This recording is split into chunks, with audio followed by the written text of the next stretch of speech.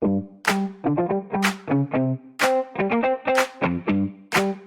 we are speaking with Levi Lindsay, VP of Marketing at Hona. Welcome, Levi. Thanks for having me.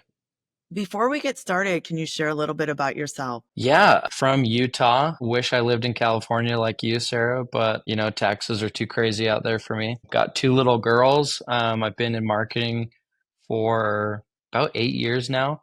Started a video production agency, then went to a shoe brand called Kizik, and then went to neighbor.com. And now I'm here at Hona selling legal software. Quite the varied background. Mine's a kind of varied too. I first started out as a physical therapist, and then I worked for a production company as well as an animator and a film festival, and then got into tech. Can you give us a little overview of Hona and what problems it solves and who it's built for? Yeah, our main flagship product is, so let's say you're going through a legal case. Most of these are personal injury. So let's say you went through a car accident, hired a personal injury lawyer, you get your case signed, and then you as a consumer, you're like, well, I don't know, I've never been through a personal injury case before. So you have no idea what's going on. Hona is the app that allows the client to track the progress of their case and then for the attorney to upload videos on each process of the case so that they can educate themselves proactively without having to constantly ask the lawyer like, hey, what's going on, where are we at, I'm in the demand phase, what does that mean? They can just kind of self-serve a little bit so that the lawyer doesn't get as many of those where are we at with my case phone calls and the lawyer says sorry there's no update, and that also there's just less mystery on the client side. Yeah, that's really nice. Just keeps the flow going and answers every question that someone might have. Are you seeing any trends in the legal space, especially maybe around this area of client communications and case management? Yeah, definitely. We work a lot with the case management software, which is kind of like their project management software. Essentially, it's where they work in the case. There's a lot of interest from a lot of those CMSs in integrating with us or trying to add that to their own workflow, because the customers see a lot of value in it of the law firms. They'll leave better Google reviews. The law firms will be more efficient. So it's really young as far as a case tracker for the clients. Like we really only have one other direct competitor, Hmm. but you can see the interest is building and building. The keywords are getting more and more searched after. And then you said that it's just maybe you and one other competitor. So how do people find you? And how do they, decide between you and this one other person who they want to go with? Yeah, it's mostly up to date. We, after our Series A about a year ago, they hired me to come on and build the marketing team because it had mostly just been sales teams closing deals through conferences and cold Zoom info lists. And that's really how they grew for the first couple of years. And then I've been able to come in and build the marketing team and open paid social as an acquisition channel. And then we still do a lot of conferences. I think we went to like almost 70 conferences last year, and that's still our top acquisition channel. Lawyers are very active at conferences. They need to have continued education credits every year, and so a lot of times they go to these conferences to get that, and then a good excuse to get drunk Yeah. and have a little bit of relief from the office too, let loose a little bit. So conferences have been great, but paid social is starting to really work. SEO is starting to work. Our main acquisition channel on the paid side has been Meta, is where we've found a lot of the success. So when you say Meta, are you looking at Facebook or Instagram? But yeah, it's mostly Facebook Okay. and then some Instagram. The ad platform kind of mixes it together and figures out what's best, but it's mostly Facebook. Hmm. I guess lawyers are more traditional, so I can see them being on Facebook more.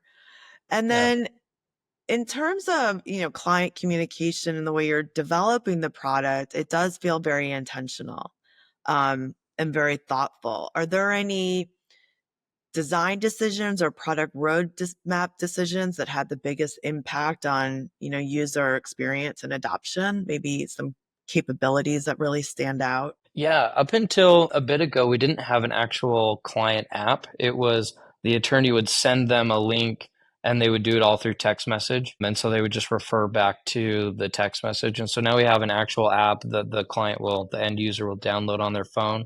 And that's been a really big upgrade for us. And then, there's just lots of little use cases that we're finding. And also because we plug in with all these different case management softwares, there's different use cases for each firm depending on their case management software. So we're just constantly trying to make the product, we're just trying to enrich those product features and go deeper and deeper, not only just in the legal space, but into those case management softwares so that it's not clunky for anybody, no matter what your case management software is, if that makes sense. Yeah, that seamless integration sounds like. Hmm. Can you give us, you mentioned use cases several times. Can you give us an example of a customer? Yeah, I just did a case study a couple weeks ago with a firm called Jeff Coat, and it was cool. She said a couple things that stood out. One was her firm is right now saving over 100 hours per week because of Hona. I like to always say quit drowning in phone calls because that's really the problem we're solving for the attorney is a lot of these firms we work with aren't hourly based, they're contingency based, meaning they don't get paid unless the case closes or the case wins. And so they're not motivated to take a client phone call and use up as many hours with the client as they can.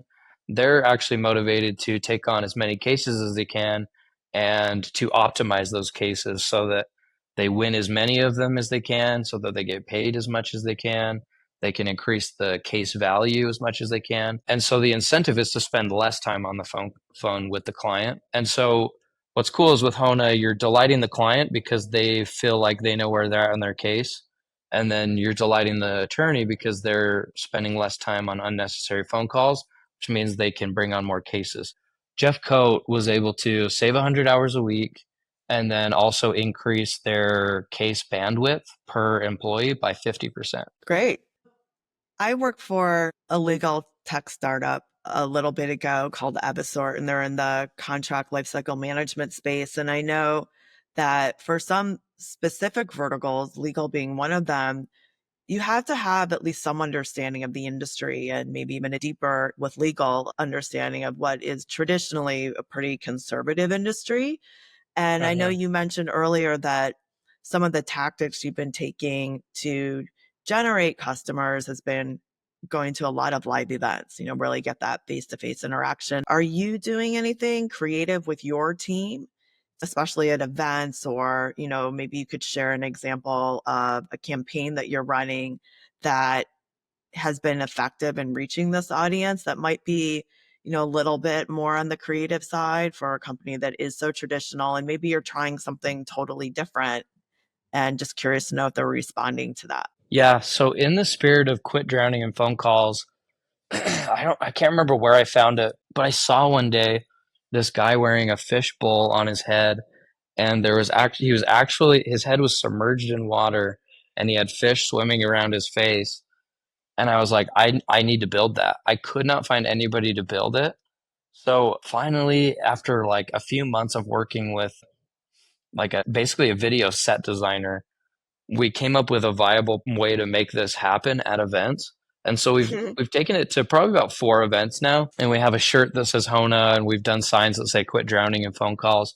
But it's a guy walking around, head submerged in water, in a fish bowl on his head, with fish swimming around and rocks That's great. by his neck. And I gotta say, it's been really cool to see. You can't forget that when you see it at a conference. So we'll pick a really busy time because you can't wear that helmet for long, that fishbowl for long.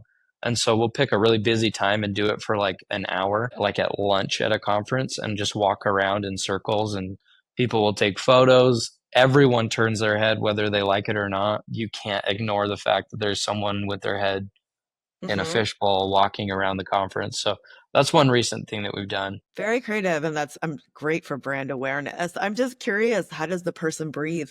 Well, it's so they have a snorkel and there's a Uh, hole in the top of the bowl that goes above the water and out of the bowl that they breathe through, and then just wearing goggles. okay, very cool, very cool. Yeah. I'm gonna pop another marketing question to you since we're in the same industry. So there, I've noticed this in my own work, and I've heard other marketers talk about this, that there really is like the shift away from MQLs just to focus on pipeline. Like, let's get that initial meeting. And it's kind of almost just focused on that SQL and getting that meeting complete. Are you finding that in your own work today and how you're measuring performance within your team? Yeah, we're essentially right now, I'd say where our heads are at as a whole, looking at ARR as a leadership team, it's like you said, it's what is sitting in current SAL pipeline, like sales qualified pipeline. They've done the demo. We internally we call it SAL.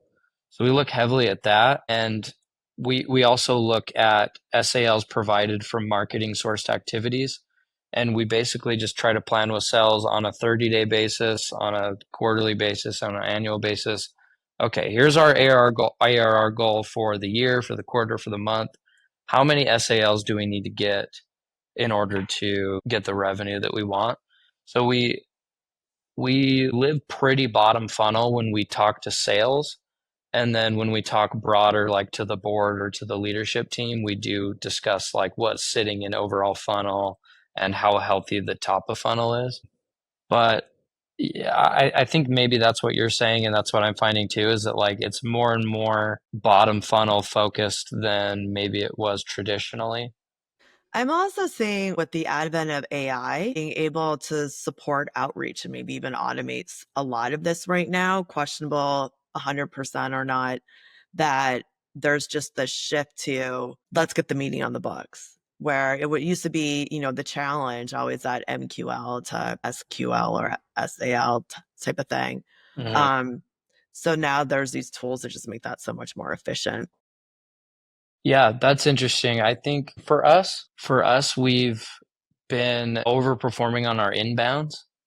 Hmm. And so it's really just working with what we've done internally is we've just done two dedicated BDRs for the inbound channel. And then, like you said, they're just focusing on efficiency.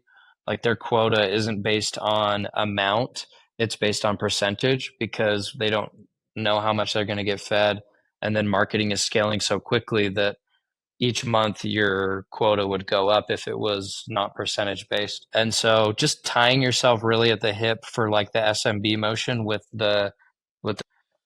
but we're also this year trying to focus more on like some mid-market stuff that's like a little bit less like just 1-to-1 ratio, like we get an inbound, they demo, they SAL, like looking a little bit more at like account based for marketing where maybe we potentially go into a market, run billboard ads, and do like a 3-month approach where we just go in and saturate that market with a few billboards, a ton of paid ads. We run it to a targeted list, and then we even do like swag drops to those with AEs and with salespeople. So I don't know. I think overall we're trying to kind of look at both. That sounds fun though, your ABM approach. And how big is your team? We have 6 on the team and then a few contractors that support. So it's myself. I have a director of marketing because I come from more of the creative side, and so I got to have my like numbers spreadsheet guy. And then I have a graphic designer, a content and social media manager, an events dedicated in-house events person, and a lifecycle marketer. And then externally, I have a paid contractor, a HubSpot, like ops contractor, and SEO contractor, and website.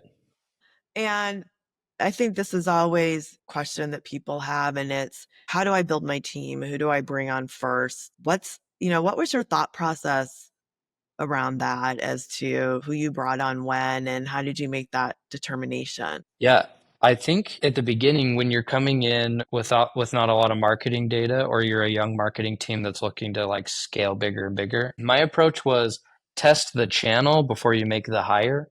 So my thing is bring in a contractor that can prove out the viability of that acquisition channel and then bring it in full or in-house depending on the demand. So like Lifecycle, for instance, we did that. We had an email contractor that came in and started immediately showing an effect on the numbers. And then the demand just started increasing. And it was like, okay, now we have the justification from this acquisition channel in a silo that it could be its own in-house person with its own dedicated ARR goals and so on. So that's one way that we've been able to do it. Like, and even outside of an acquisition channel, like our web guy, for instance, I'm like, we don't quite have enough work for a full-time person, but I also don't want to pay a contractor a ton. And so we had to mess around with a few contractors and, bless contractors' hearts. We love them, but they are like a little bit more dispensable as in-house people. Like you don't want to cycle through a bunch of in-house people, but like I have been cycling through a lot of contractors to find the right fit. Not that they're not good, but it's like, okay, this one is more integrated into our Slack channel. This one is the right price point. This one has the skill level that we need. I went off on a bit of a tangent, but I think hopefully that answers that question. It does. And I like your thought process about how you determine how to bring on the right person for your team and the try and buy perspective. I think that's good. Yeah. And going back to, Hona as a business, are there any goals over the short term, maybe 2 quarters to a year, that you realize or you have to focus on to get right? Yeah. Right now it's can we execute on these ARR goals at scale? Like I said, we're 3 years old, marketing is a year old. Series A was last year, Series B will be this year. It's okay, how do we keep the doubling going on? Because we've been able to double every year for those 3 years. But as you know, it gets harder when you're talking about going from 5 million to 10 million to 10 million to 20 million. And so it's okay, how do we pivot product to increase ACV, which we've been doing? How do we make sure that we're competitive in the market with the interest, like I said, that's being drummed up around client portals in the space? It's going to start getting more competitive, especially now that they see our success and our direct competitors' success. It's okay, how do we make sure it's a slam dunk that no one ever chooses the competitor or the competing product? And it's like you said, it's taking that ARR goal and then trimming it all the way down to MQLs and SALs and just trying our best to predict the number and not just throw out an ARR number and not have it rooted in something tangible like how many SALs and demo sets and MQLs do we need to hit that? And you mentioned, that you're a first mover in this space. If you do start to see a lot of competition, how do you feel that Hona would differentiate itself from them outside of just being the first mover? Yeah, I think there's always the talk around, okay, do we go horizontal and start going into other verticals, or do we keep offering new products and then eventually build them into something a bit more robust? Like we look to HubSpot as a good example, for instance. I didn't know until the other day that HubSpot wasn't a CRM until like 100 million in ARR or something crazy like that.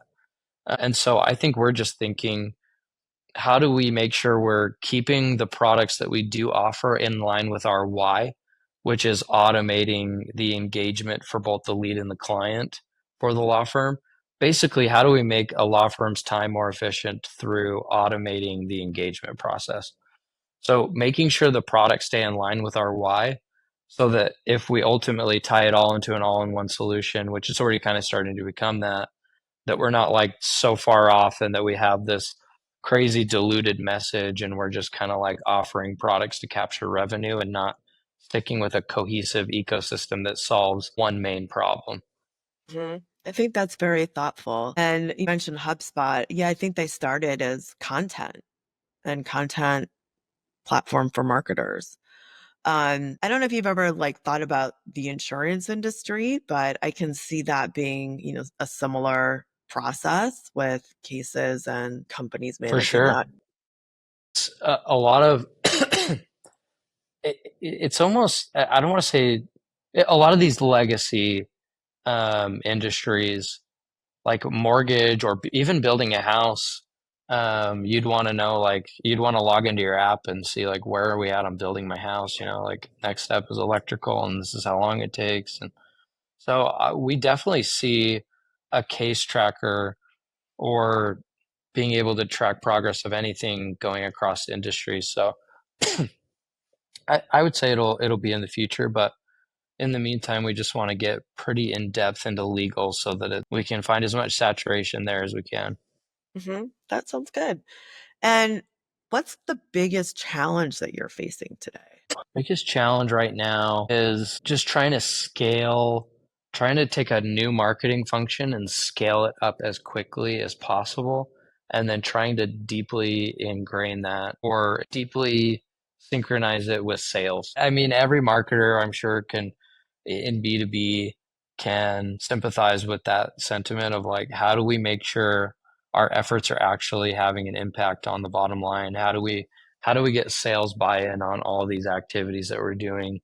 How do we weld them together so that it doesn't feel like sales versus marketing, but it feels like a big revenue engine that's just very seamless all throughout the funnel? Mhm. And do you feel like you have the resources to be able to scale the way that you want? I feel like right now we do, but that's where, hopefully this year as we raise more funds, we'll be able to scale into that goal of like 100 million in a few years. And so we I've always loved the sentiment, and I think it's true for small startups or startups that are scaling quickly, is you're always facing a new problem. The only issue is if you're facing that problem still in 6 months.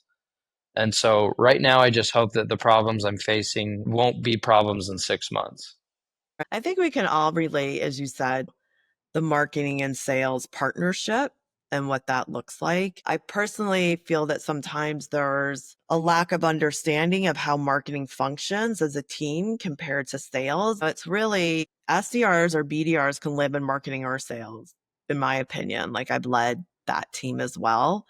But AEs are AEs and they follow a pretty standard path throughout a sales cycle. And they're really the people on the sales team. Account managers maybe live in sales or customer success, but marketing does so much. And it's so many different roles that could be completely different. So a product marketer could be very different from somebody who's building out content for social media, or and the strategies for each discipline in marketing can be very different depending on if you are a growth person and you're really getting into the data versus somebody who's focused on initially doing customer research for a product that's coming out to launch.